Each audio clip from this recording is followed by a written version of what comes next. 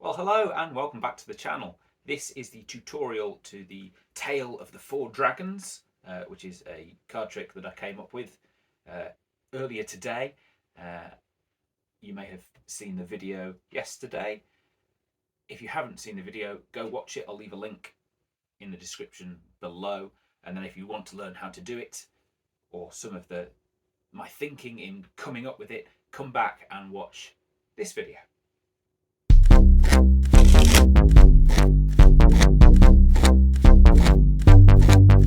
The Great Woo, the Great Woo Ding, the Great Woo Ding's gonna do a thing. So I've scribbled down my instructions and I'll take you through it as best I can. Here we go. So the setup to begin with, good place to start. It says my own writing, I say you need the aces and kings on top. Right. The aces and the kings on top. So full pack of cards, doesn't matter the order of all the rest of them, they can be shuffled however you like.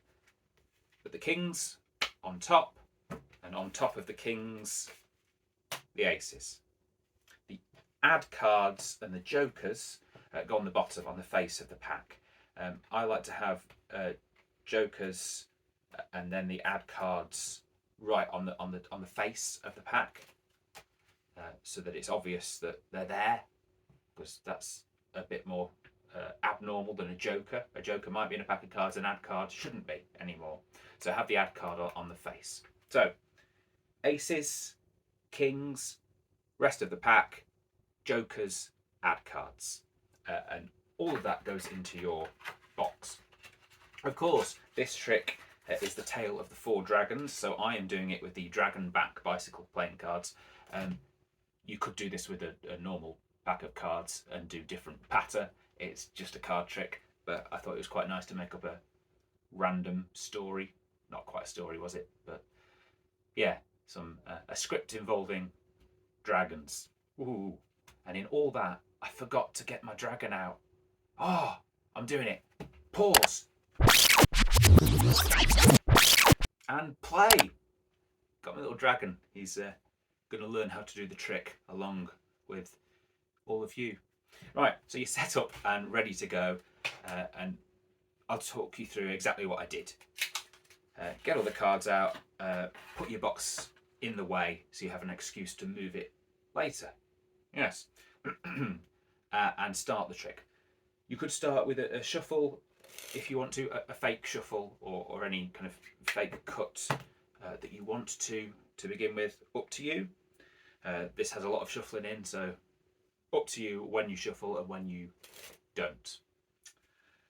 So spread, I like to spread face down and then flip to show that it's a shuffled pack. So you don't need to shuffle, you can just show that it's shuffled in flipping over, but knowing that you've got 8 cards that you're hiding on top and 4 that you're not hiding on the bottom, so you're not bothered about those. But maybe then, if you spread, as you spread, you make it a bit clumpy at the end. So spread nicely and then leave it more clumpy, so that when you flip over, this last bit maybe flips as a wedge or a wad of a few cards. Look, I'm only displaying 1 ace, no kings. And maybe you could even catch them as you draw your attention. What do you do with these ad cards? Isn't it annoying when the ad cards are still in? And of course I'm doing this like I'm performing for magicians who are used to having cards and ad cards, and what do you do with them?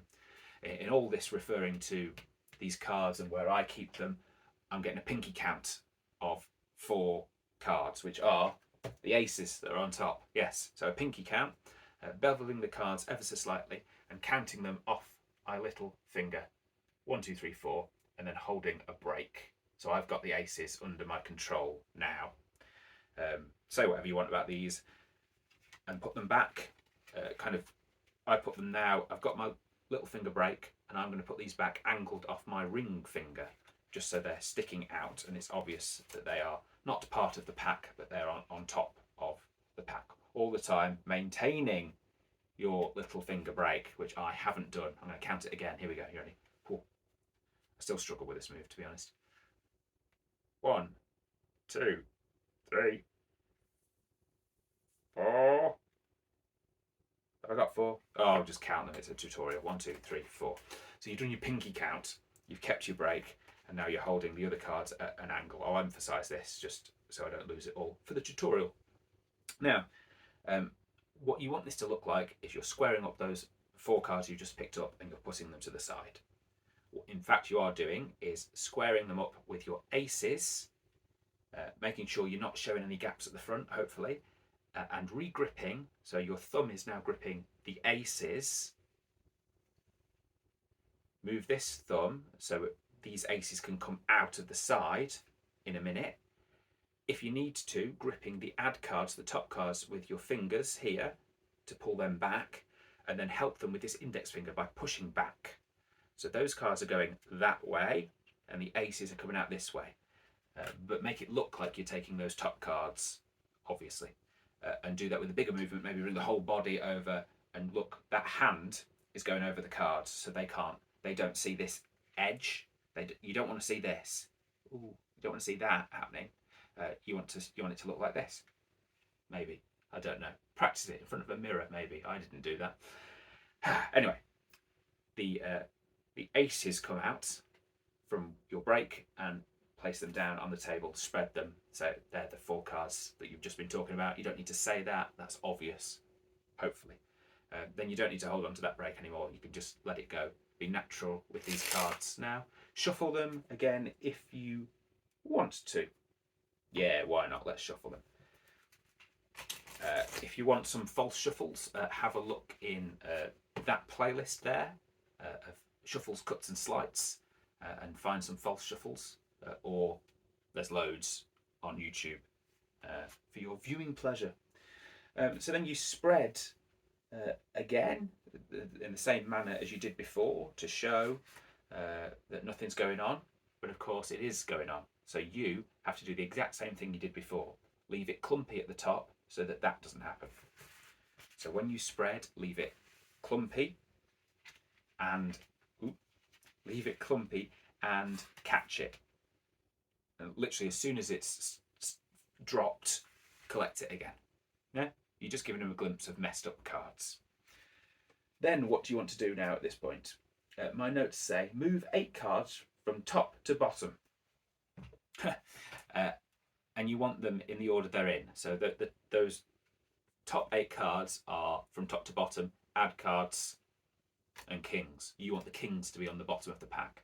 So I think I got 4 cards over here. I managed to push over those 4 cards, and then I gathered them, and then I did 4 cuts. I did everything in 4 to just make this easier for myself. So I've gathered the top 8 cards, put them to the table, and then cut some more cards on top, thereby putting my top stock to now be a bottom stock. Kings are on the bottom, add cards are on top, then the rest of the pack on top. And then you continue. You can shuffle again at this point, fake shuffle if you want to, or even a little bit of a genuine shuffle with these top cards that don't matter at all now, as long as you replace them back on top. Then what you do? I did a shuffle in 4, 1, 2, 3, 4. Doesn't matter. That was just part of the story. But you can do a fake shuffle however you want. But then you've got to deal 4 piles, and this is annoying and time consuming. So I'm not going to bother with it now. I'm going to deal clumps of cards. Let's pretend I've dealt these nicely. But then by the time you get to the end, it starts to matter. And in theory, if I've left enough cards there, we should end up now with the kings on top of the add cards. So the kings should be on top, reveal them in any manner you want, and underneath should be the jokers and the add cards, right?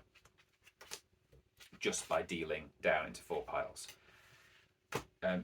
You could probably do this in different ways. I just did the change of the kings to the aces, kings to the add cards, with the same move every time.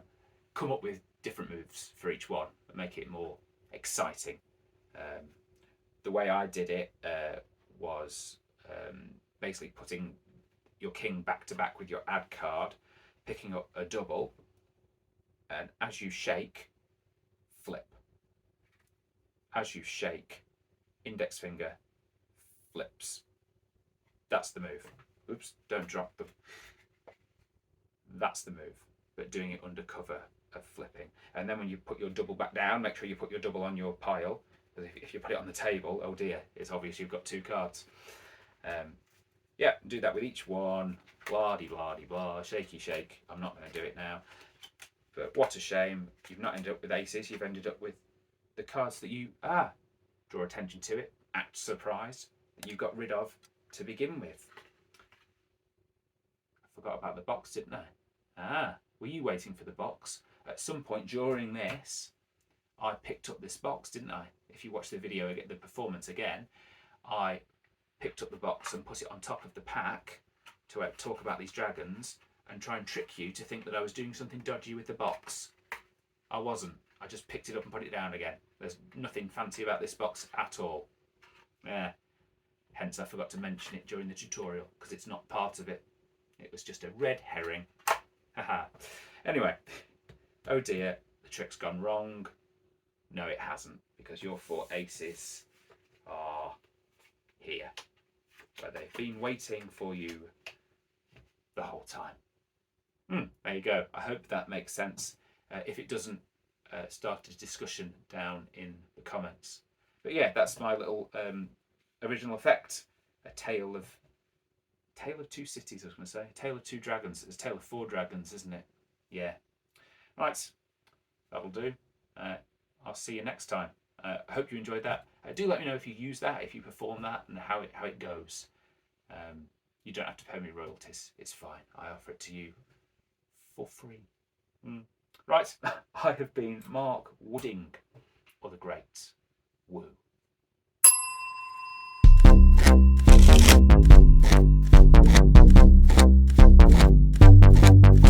The Great Woo, the Great Woo Ding, the Great Woo Ding just did a thing.